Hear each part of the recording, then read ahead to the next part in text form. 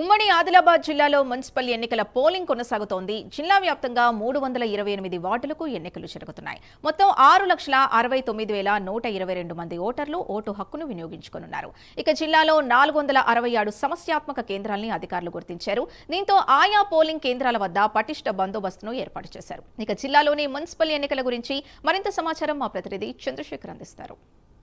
ఉమ్మడి ఆదిలాబాద్ జిల్లాలో మున్సిపల్ పోల్కు సంబంధించిన ఎన్నికల ప్రక్రియ అయితే ఉదయం 7 గంటల నుంచి అయితే ప్రారంభమైంది. దీనికి సంబంధించి అధికారులు అయితే ఉదయం పూట నుంచి అన్ని ఏర్పాట్లు అయితే చేశారు. మనం చూడొచ్చు, ముఖ్యంగా ఉమ్మడి ఆదిలాబాద్ జిల్లాలో 328 వార్డులకు గాను 6,69,000 పైచిలకు జనాభా అయితే ఈ మున్సిపల్కు సంబంధించిన ఓట్ల హక్కును అయితే వినియోగించుకుంటున్నారు. ఉదయం 7 గంటల నుంచే ఈ ప్రారంభమైన ఓట్ల ప్రక్రియ అయితే ప్రస్తుతం మనం మంచిర్యాల జిల్లా కేంద్రంలో ఉన్నాం. దీనికి సంబంధించి ఓటర్లు అయితే వారి ఓటు హక్కును అయితే వినియోగించుకున్నారు. దీనికి సంబంధించి బారులు తీరిన పరిస్థితి ఉన్నది. ఇక్కడికి సంబంధించిన అధికారులు కూడా అన్ని ఏర్పాట్లు చేశారు. ఏఓలు పిఓలు కూడా వారికి సంబంధించిన ప్రక్రియ అయితే కొనసాగుతుంది. దీనికి సంబంధించి ప్రస్తుతం మనం చూడవచ్చు, అందరూ వారికి గుర్తింపు కార్డును తీసుకొని వచ్చి వారికి గుర్తింపు ప్రక్రియ చూపించిన తర్వాతనే ఇక్కడ ఓటింగ్ ప్రక్రియ అయితే ప్రారంభమవుతుంది.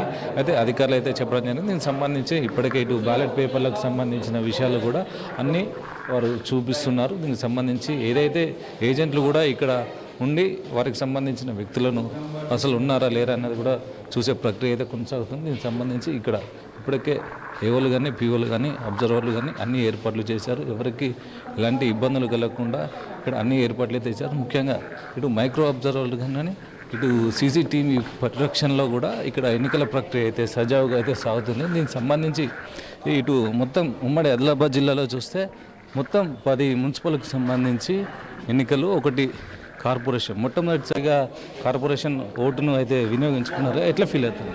చాలా హ్యాపీగా ఉందండి. చాలా 2 సంవత్సరం నుంచి డిలే అయిపోయింది. ఇప్పుడన్నా మా మంచిర్యాలకి డెవలప్మెంట్ వస్తుందని మేము హ్యాపీగా ఫీల్ అవుతున్నాం కార్పొరేషన్ ద్వారా. అంటే ఏ విధంగా ఉండబోతుంది? అంటే ఇంతకుముందు మున్సిపాలిటీ ఉండే, ఇప్పుడు కార్పొరేషన్ అయింది కాబట్టి డెవలప్మెంట్ ఎక్కువ జరుగుతుంది, ఫండ్స్ ఎక్కువ వస్తాయని మేము ఆశిస్తున్నాం.